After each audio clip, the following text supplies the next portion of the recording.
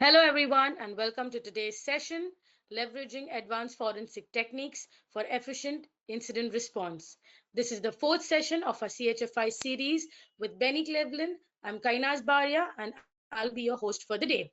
If you've missed the first three sessions of the CHFI series, you can find the link to watch them shared in the chat section. Before we get started, we would like to go over a few house rules. For our attendees, the session will be in listen-only mode and will last for an hour, out of which the last 15 minutes will be dedicated to Q&A. Now about our speaker, Bennie L. Cleveland.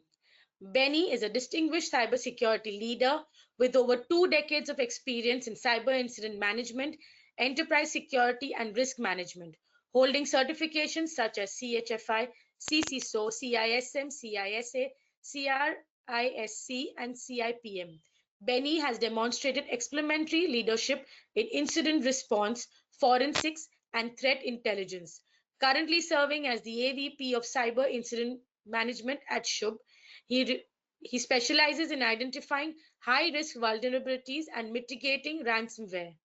Benny has a proven track record of accelerating incident resolution and enhancing business continuity.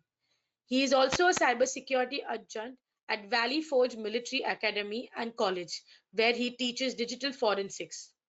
His strategic oversight ensures robust compliance and comprehensive security measures. So, without any further delay, I would like to hand over the session to you, Benny. Thank you. Thank you all for joining. Thank you, Kanaz, for that warm introduction and warm words.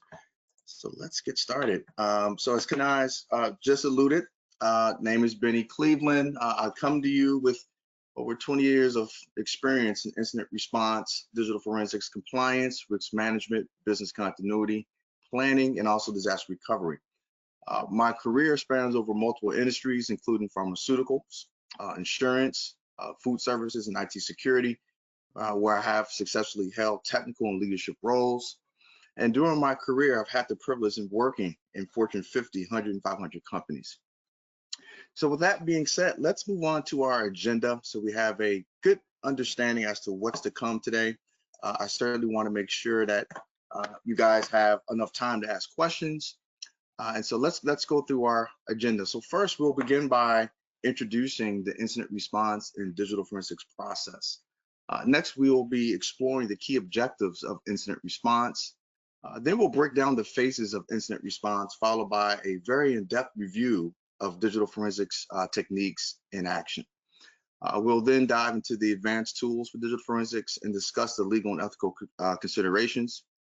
After that, we'll focus on best practices for effective incident response using digital forensics.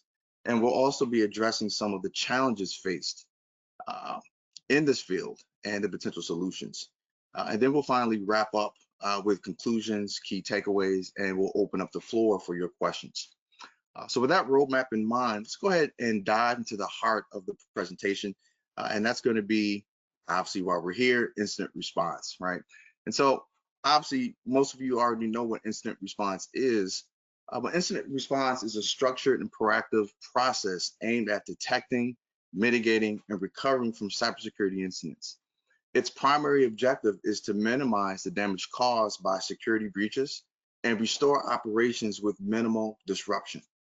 Supported by comprehensive frameworks like NIST 861 and ISO IEC 27035, IR outlines a step-by-step methodology to handle incidents efficiently.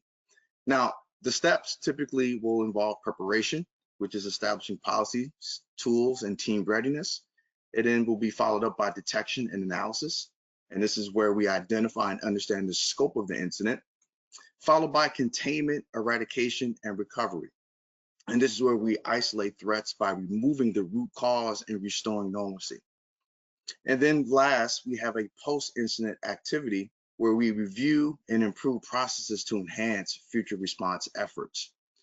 Now, we follow that up with the digital forensics process, okay? So digital forensics plays a vital role in incident response because it ensures that the integrity of the investigation is focusing on the collection, the preservation, and the analysis of the digital evidence. And we do this to uncover the root cause of the incident, we trace malicious actors, and we prevent any type of reoccurrence.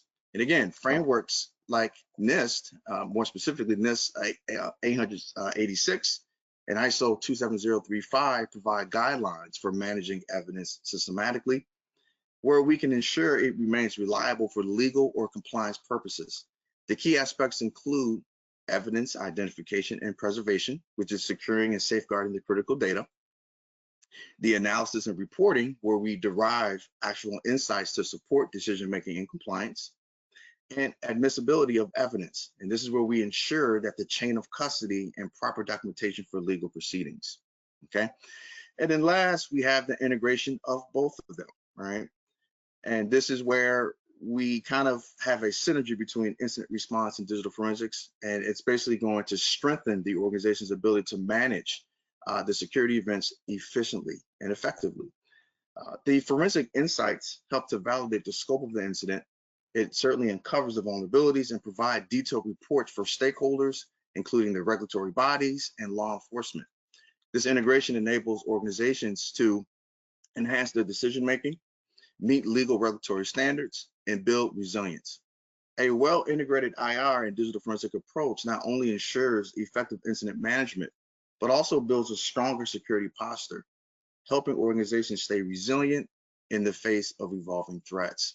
So now that we've kind of set the stage for the rest of our discussion, we're going to be exploring how these two domains work together and more efficiently.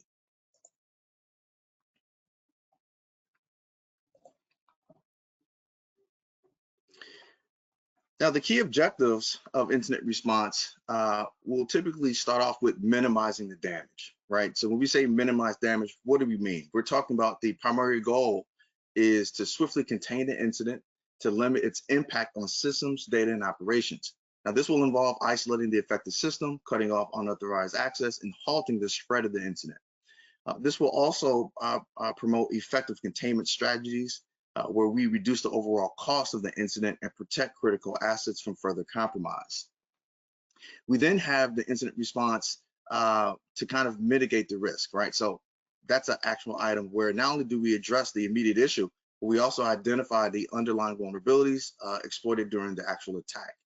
By analyzing these weaknesses, organizations can implement a proactive measure such as patching, enhancing monitoring, or policy updates to prevent any type of reoccurrence. This objective aligns with the broader goal of improving the organization's overall security posture. We also want to talk about how do we preserve the evidence, right?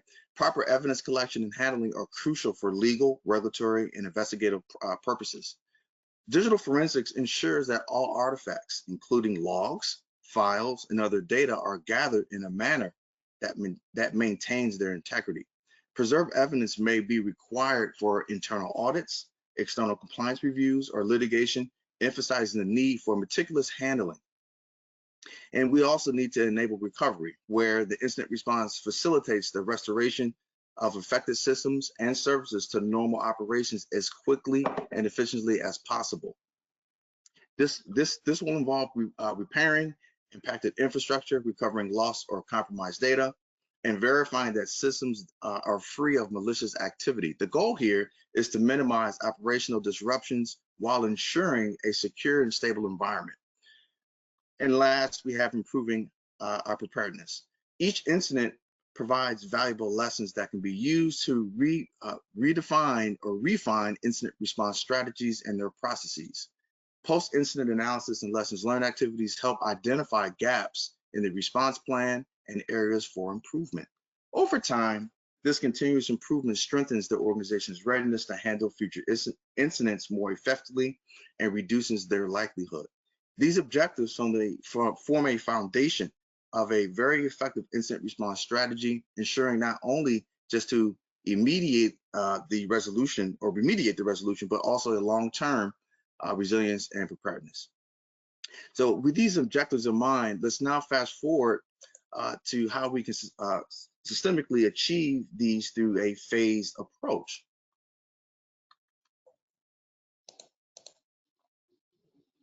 And so the first phase is the preparation, right? So the preparation is a foundational phase focusing on setting up the necessary infrastructure for incident response. This will include developing policies, procedures, implementing a response tool spreadsheet, and conducting staff training. A very well-prepared organization can ensure a swift and coordinated response when incidents arise. We next have the identification phase. And so once a potential incident has been detected, the first in the identification phase, we typically analyze to determine whether it qualifies as an incident or not. This will involve monitoring systems for any anomaly, leveraging alerts, and confirming threats through evidence. Early and accurate identification is critical to reducing the response time and mitigating the risk. In the notification phase, we're typically looking for prompt and clear communication during this phase. This is where we're bringing in relevant stakeholders, including internal teams, management, and even possibly external entities such as the regulatory bodies or law enforcement, who are typically informed about the incident. Notification ensures that we have proper alignment and prepares the organizations for a coordinated action. We then move into the analysis phase, and this is where the incident scope, nature, and impact are thoroughly investigated during this phase. Understanding the affected systems, the entry points, and the attack vector provides insights into how to respond effectively and more efficiently. This is typically where we should be providing some type of analysis that also aids in the prevention for similar incidents for future attacks that we may see. Excuse me. We also have the containment and eradication phase, and this is going to involve isolating the affected systems or networks to prevent the incident from spreading further. Eradication ensures that the root cause of the incident, such as malicious code, vulnerabilities, or any unauthorized access, is completely removed. These actions are critical to halting the attack and ensuring it cannot reoccur. In the recovery phase, we're focusing on restoring systems, the data, and services to their normal operational state. This will involve rebuilding systems, verifying their integrity, and monitoring them to ensure no residual threats remain. A robust recovery minimizes downtime and restores business continuity. And after that, we have our lessons learned, right? This is typically where the team reviews the response process to identify areas for improvement. Typically, the post-incident analysis and documentations will help to refine policies, enhancing tools, and improving team readiness for future incidents. This phase is key into building resilience and evolving organizations' overall security posture. By following these structured phases, organizations can effectively respond to incidents, limit damage, and continually improve their security capabilities. To enhance this systemic approach, digital forensics plays a vital role. Let's dive into its application.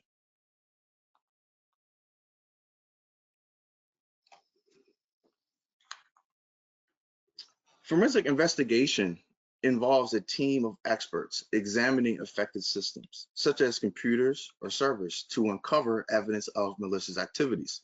This step ensures that we understand how the incident actually occurs and its potential impact. During the evidence preservation stage, it's essential to preserve the integrity of any digital evidence. This is achieved by securely storing hard drives, memory dumps, or network logs in a way that prevents tampering, ensuring that the evidence remains admissible if legal action is required. We follow up with the chain of custody, where every piece of evidence must have a documented trail showing how it was collected, transferred, and handled. This documentation ensures authenticity, reliability, which is critical for any type of internal review, audit, or legal proceedings. We also want to understand the network forensics of it. And this is where we analyze network traffic and logs, which will allow us to detect malicious activities, track threat actors, and understand the movement of data within and outside the network. Challenges such as data volume, encryption, and resource constraints must be managed effectively during this process. And if we get into mobile forensics will play a significant role in today's work environment. Extracting and analyze data from these devices is vital. This will include recovering deleted files, accessing cloud data, or examining application logs to uncover any evidence. And so by leveraging these techniques, organizations can respond to incidents with precision, mitigate risk effectively, and ensure that the critical evidence is preserved for post-incident analysis and continuous improvement. Now, obviously, when we talk about the tool for digital forensics, and if you've joined me in my last sessions, we talked a lot about the different types of tools, but there are very powerful tools available to support forensic investigations, such as Magic Axiom, in-case, which enable detailed analysis. But these tools, it's not just about the tools, right? Compliance with the frameworks like GDPR, HIPAA, PCI DSS, they're all essential to ensure we handle data responsibly. We must also maintain a strong chain of custody to preserve the authenticity and admissibility of these evidence logs for legal context. So now that we understand these frameworks, let's now discuss how we can put these principles into practice more effectively. And so as we dive deeper into these intricacies of incident response and digital forensics, it is crucial that we understand the incident response and digital forensics process. They do have a legal and ethical framework that govern our work. Failure to adhere to these can not only undermine our investigation, but also result in legal and reputational consequences for your organization. A few areas that we want to kind of extrapolate on are typically within the GDPR compliance. And so this is a regulation that protects personal data from, of EU citizens.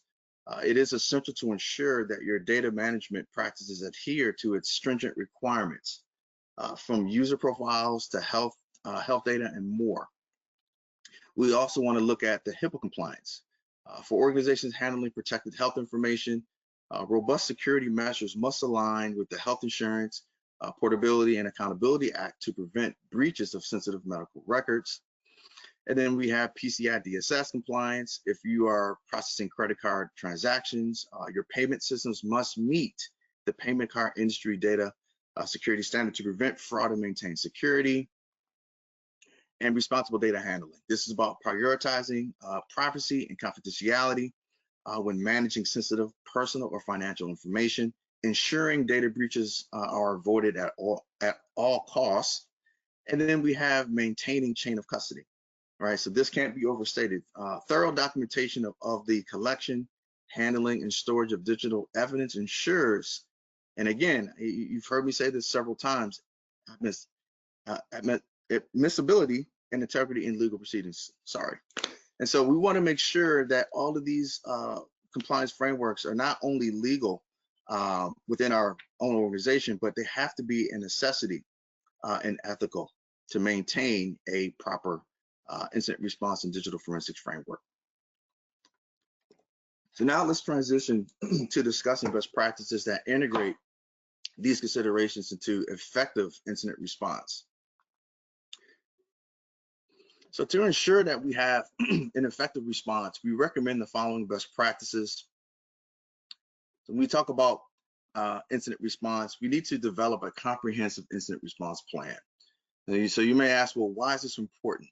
The incident response plan is a clearly defined plan that ensures all team members understand their roles and responsibilities, allowing for a swift and coordinated response when the incident actually occurs. Now, the key components in the incident response plan will typically define roles and responsibilities for incident response team members, outlining processes for detecting, containing, and eradicating and recovering from incidents, and also communication protocols, right? So when there is an incident, how do we actually communicate? And this is for internal or external stakeholders. And then last, we need to be aligning to a framework like NIST 861 or ISO IEC 27035 to ensure industry best practices. There's been too many times where we have incident response that are not properly aligned to any framework. And so we're basically running I guess you could say, a ad hoc process. And so typically when you're audited, that's typically where there's going to be some gray area, right? Because we're not following a standardized process. Next, we want to conduct tabletop exercises. And you may say, well, why is this important? Simulating real-world scenarios allows teams to practice the response in a more controlled environment, helping identify weaknesses and improve readiness. So typically for tabletops, we need to be using a realistic scenario tailored to your organization's risk profile or your risk register. We also want to engage all relevant key stakeholders, including IT, legal, compliance, and senior leadership. We want to document lessons learned to refine the incident response plan. And we want to conduct these exercises regularly to stay prepared for emerging threats. So naturally, we're dealing with a lot of AI, deepfakes, incidents of that nature. We see a lot of cloud-related attacks. So we want to make sure that our teams are prepared for that as well. We then have automation, right? So the actual automation reduces the manual workload for repetitive tasks, right? Allowing the response teams to focus on strategic decision making. And why this is important is it basically reduces the overall workload. Now, the applications of automation typically automate log collection and analysis to identify patterns or anomalies by using tools for alert triage to prioritize incidents based on their severity. We also want to implement incident response platforms that integrate with existing security tools to streamline the processes. Excuse me. We also want to deploy automated threat containment solutions such as isolating compromised endpoints. And last, we need to foster collaboration, right? We foster collaboration to build relationships with external entities, which will strengthen our response capabilities and provides access to expertise and resources during the actual incident.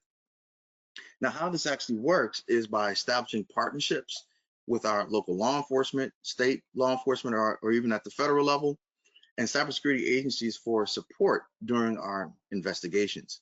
We also want to share threat intelligence with industry peers to enhance a collective defense. We also want to leverage third-party experts such as managed detection and response providers for their specialized skills. And we also want to participate in industry groups and forums to stay informed about any emerging threat and best practices. However, even the best practices face challenges. Let's address some of these challenges and explore potential solutions.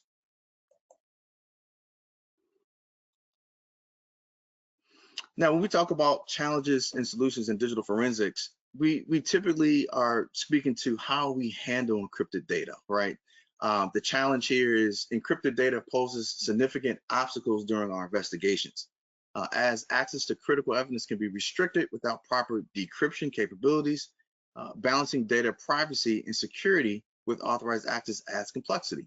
So the overall solution here will be use advanced cryptographic tools and techniques to decrypt or analyze encrypted data responsibly, adhere to legal frameworks like GDPR and HIPAA to maintain compliance while accessing sensitive data, and train teams in the latest encryption handling methods to improve their efficiency.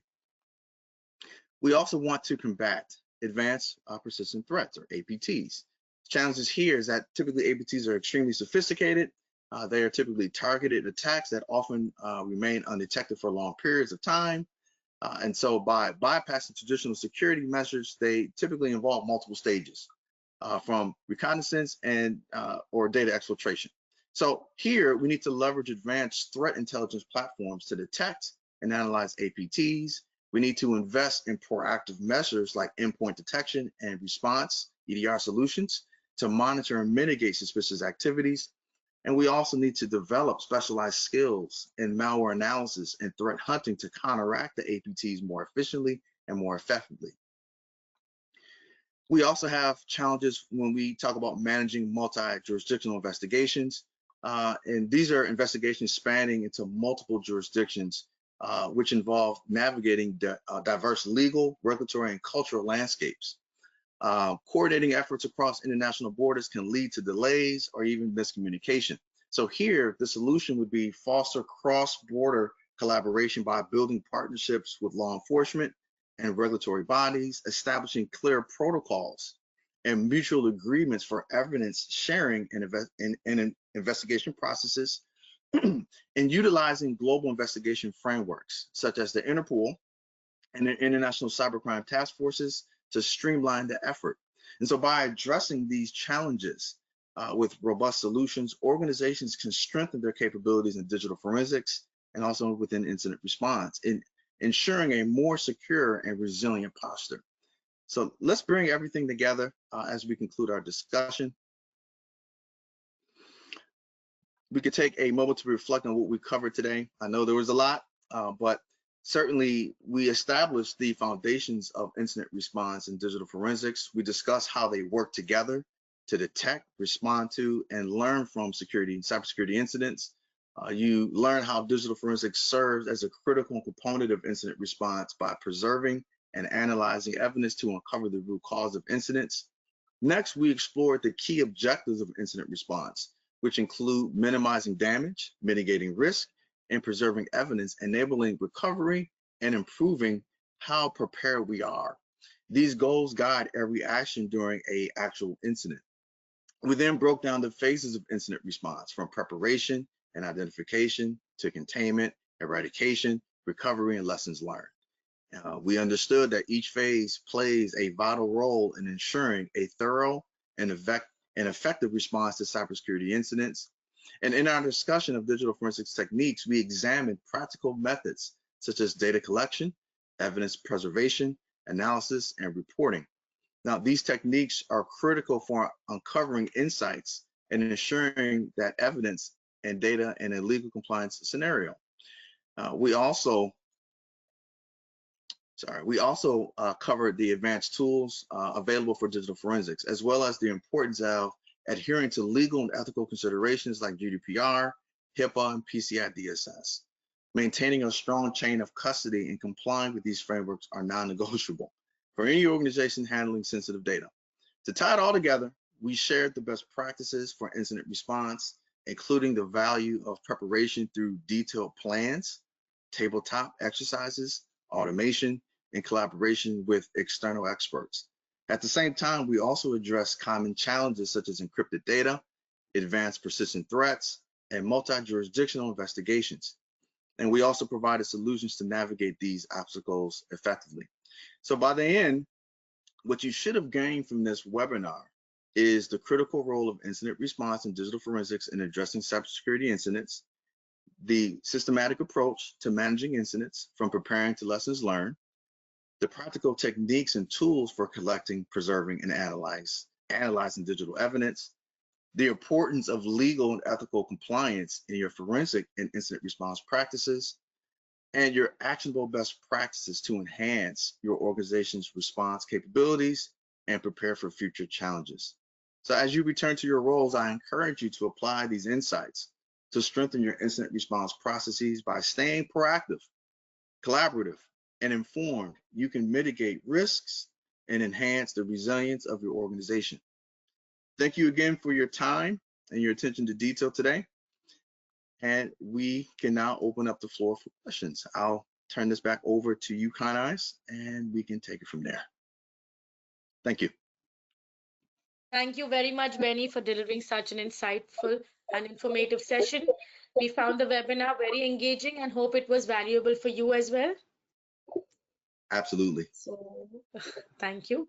Before we begin with the Q&A, I would like to inform all the attendees that this session is in sync with EC Council's Certified Hacking Forensic Investigator CHFI program.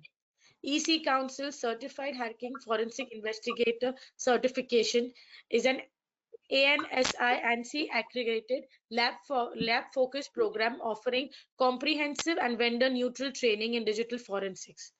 Participants will learn to conduct computer forensic investigations using innovative digital forensic technologies and tools. The course covers the knowledge and skills that cybersecurity professionals need to analyze complex security threats. Certification holders will be able to help thwart cyber attacks by investigating, recording, and reporting cybercrime. EC Council CHFI program is mapped to crucial cyber forensic job roles. According to LinkedIn 2024, it lists over 3,600 plus digital forensic job openings worldwide And according to PayScale 2024, it lists an average annual salary of $111,000 for CHFI certified professionals in the United States. If you're interested to know more, please participate in the poll, which is to be conducted now. Let us know your preferred mode of training and we'll reach out to you. So Benny, should we proceed with the question and answers? Yes. Okay. Okay. The first one is, with cloud technologies becoming more popular, are there any organizations leading the way for the digital forensic experts to better investigate and to learn in a cloud environment while dealing with third party and legal roadblocks? That's kind of an open-ended question, right? There's several organizations in the software industry, pharmaceutical industry, insurance industries that have all been proactively kind of leading the way. I don't think there's a clear-cut leader up to this point. I do believe by end of spring going into the summer, we will have a few key players. Obviously, we look at Amazon, we look at Google, just to name a few, but there will be many more that will kind of delineate themselves from everybody else as far as kind of their technologies. They're more focused on AI. So kind of an open-ended question, but I think we'll see separation sometime in the summer with those key leaders. That's great. So the next one is, who should be the spokesperson with internal and external stakeholders, a CISO, a chief incident manager, or public relation representative? Excellent question. And again, this is during the notification process, right? So typically, depending on how robust the organization really is, we should have a comms team or a communications leader who handles all the communications for the CISO. Sometimes if the organization is extremely small, it may be the CISO. It may be a CTO who may actually represent the CISO.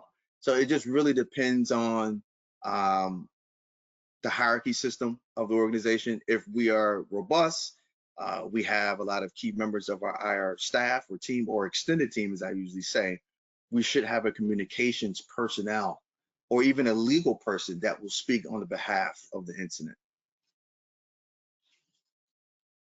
Thank you. So the next one is, what are some best practices for analyzing network traffic captures during an incident response investigation?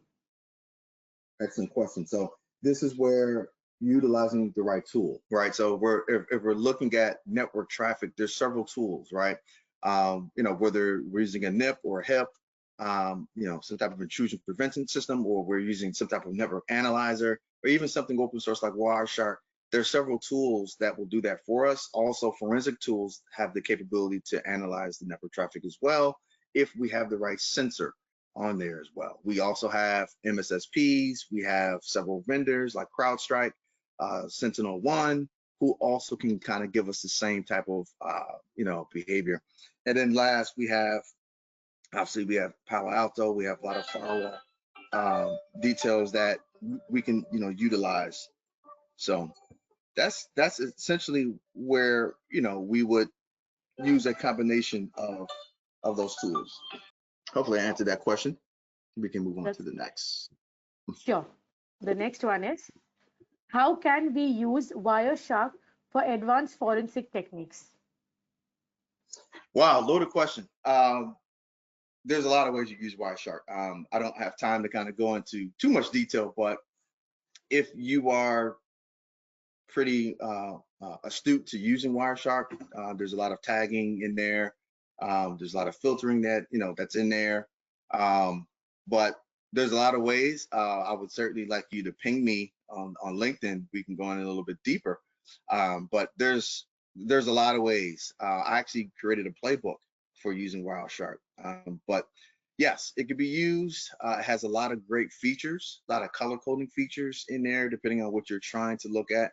If you're looking at TCP traffic, you're looking at FTP traffic, or whatever you're looking for, it makes it very easy. I think the biggest challenge with Wireshark is everybody's not familiar.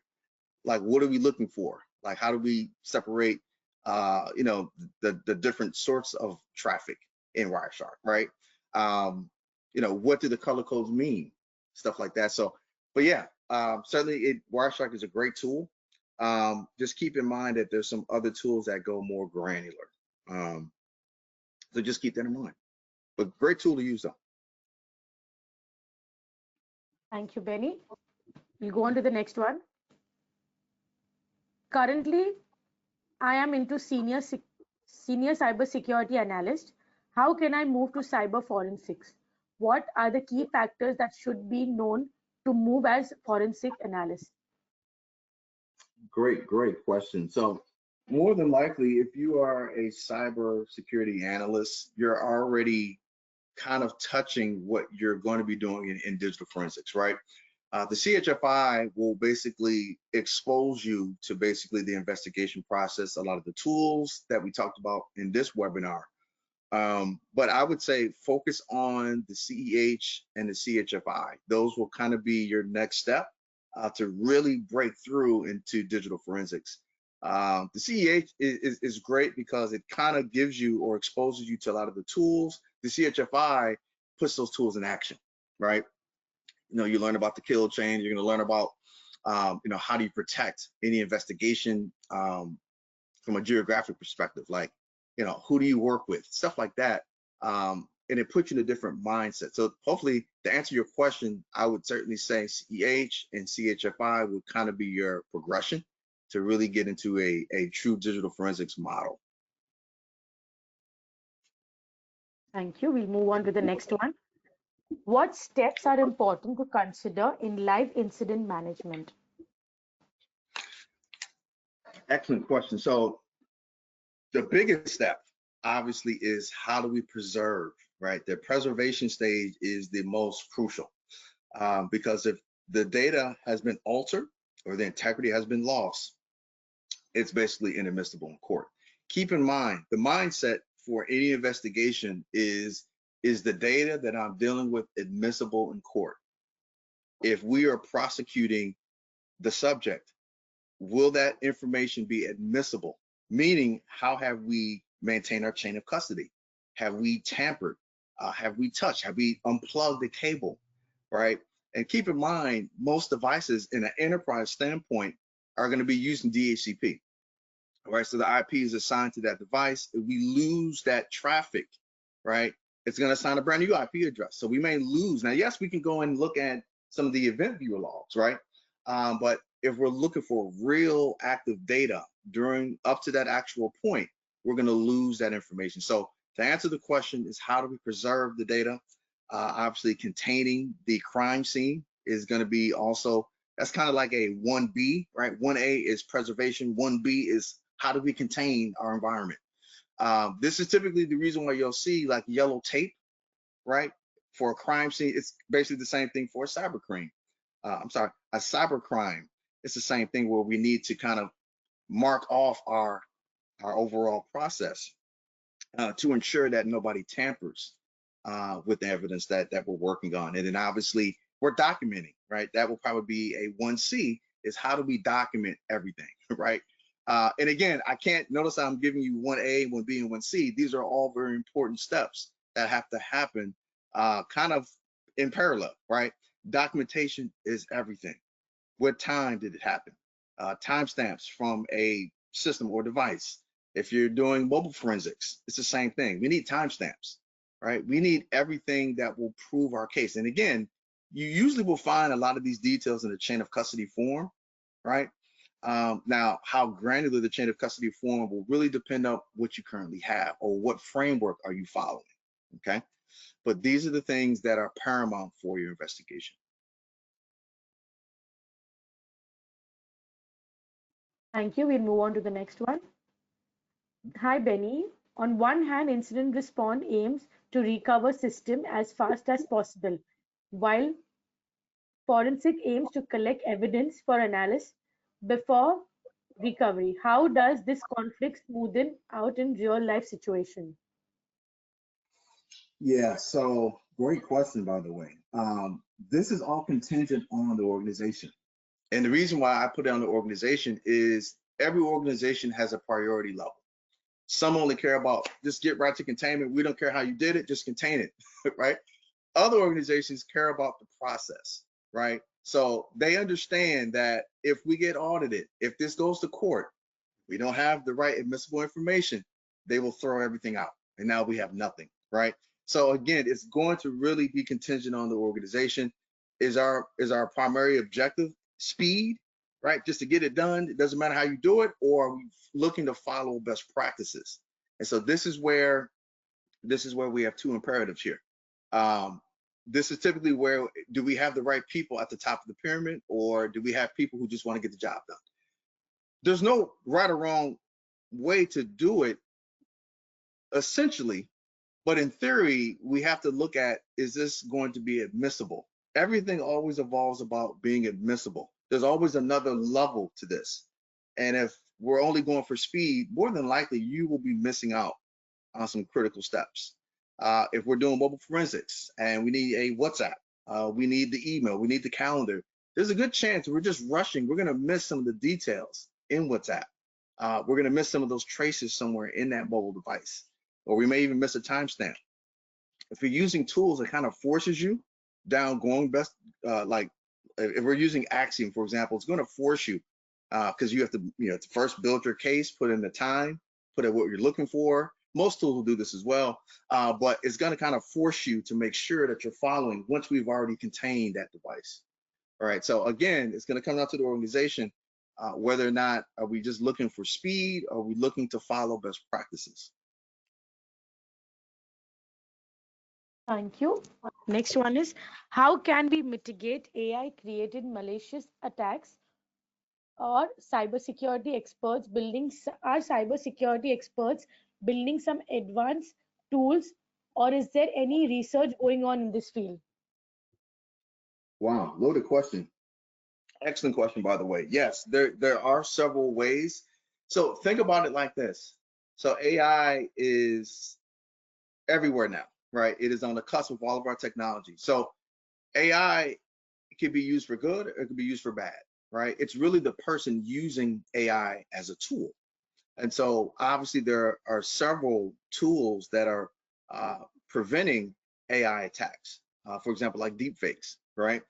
There's tools that kind of, and we say tools, we're really just talking about logic detection, right? We already have tools where we're integrating, right, or we're automating our detection response with the AI logic. And so basically it's doing the heavy lifting for us. And so to answer that question, yes, AI will certainly be utilized to circumvent, prevent, and also contain a lot of the AI attacks. And just keep in mind, AI is nothing more than just automation with logic. Automation with logic. That's basically it. And so obviously we can also, countermeasure any attack with the AI tool, or adding AI into it, an existing tool. And most tools already have it already. AI is not new for anybody who's been in the cybersecurity space for quite some time. It just now is more advanced. So hopefully I answered the question, but I think the biggest takeaway here is we're using AI to either enhance our current tools, or using AI to circumvent a threat that we're believing to be some type of malicious type of attack within our environment. Thank you. Next one. Is there any autonomous or AI tool in market to do incident response? Yes, there are several tools. I won't name them all here. Feel free to reach out to me. There's actually a good 5 that basically automate incident response for you. Typically, organizations that don't have an incident response team or a core team, they will typically use some type of automated cloud service that does basically all of the incident response. So the only thing that most of these tools don't do is preparation. They usually will send you best practices, like a best practices guide, like this is what you should be doing, or this is what your team should be looking for. But then as far as actually handling the incident itself, they have cloud capabilities to do that. Obviously, you're parsing all your data to them, or you're sending an API to the vendor, and they're actually receiving that event, and they're actually handling the malicious behavior, and then they send you a receipt saying that, these are the actual items that were done in regards to this incident, the time it took place, why this took place, and really the good vendors will even show you gaps within your environment. So kind of like a security scorecard type of vendor, but these type of vendors will actually give you a start to finish type of approach. So, but yes, there's several tools. Certainly reach out to me. I can give you a list that have been pretty powerful. But on the flip side, just to add to that, it can be looked at as negative as well, because now if we're automating incident response, do we really need a team?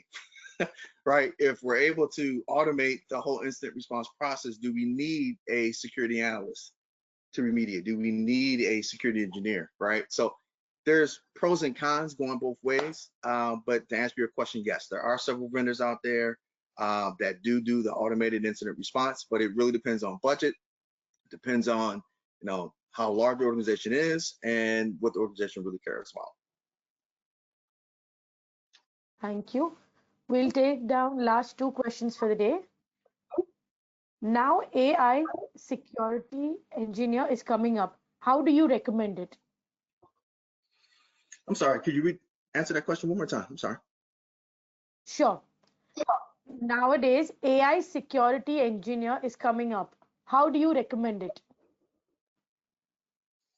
So AI security engineering, is that what the question was asking? I was just trying to figure out. That's correct. So AI security engineering is coming up. How do you recommend it? So how do you get into AI security engineering, or how do you remediate? How do you recommend on the AI security engineering? Oh, so just basically like my insights? I'm just trying to understand how they're phrasing the question. I think the question is more or less asking, how do I understand AI security engineering? I'll just take that approach. I don't know. I think it's great.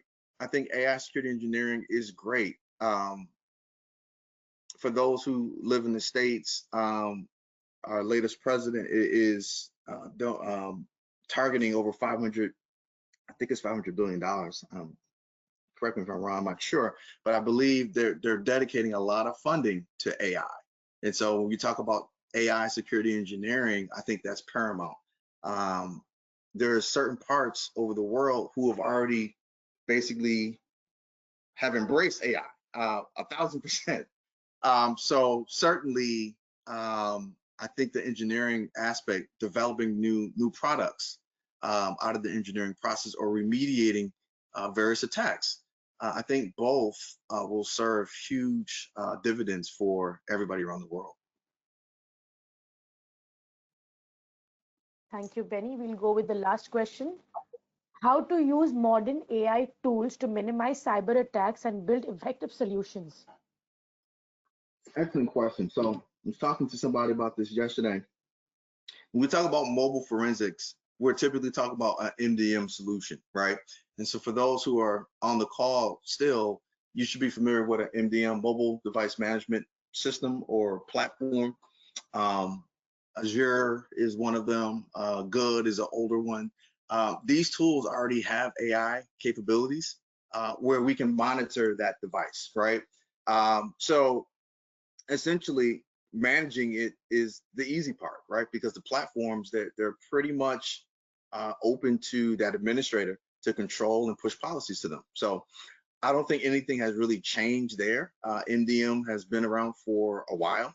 I think it just really depends on the environment, the aptitude of that administrator or person or security analyst responsible for the MDM solution, and really what the organization cares about, right? There are some organizations that have BYOD policies where they're not really aligning the mobile devices to their ecosystem, right? So we may have a nefarious environment that introduces malware into our environment, right? which could be problematic, or they haven't really whitelisted the appropriate devices, right? So, but either or, MDM solutions have been out for a while. It's just really about where the organization sees themselves going.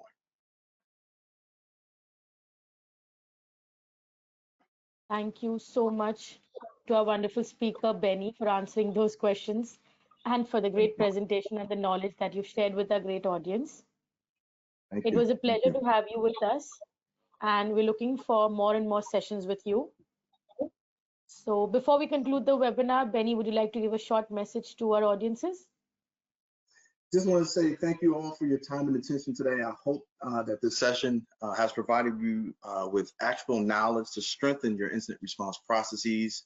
And also, I look forward to you all joining me during our last session, which is session number 5 on February 27th. So thank you all for joining. I really appreciate your attendance for up to this point, all 4 sessions.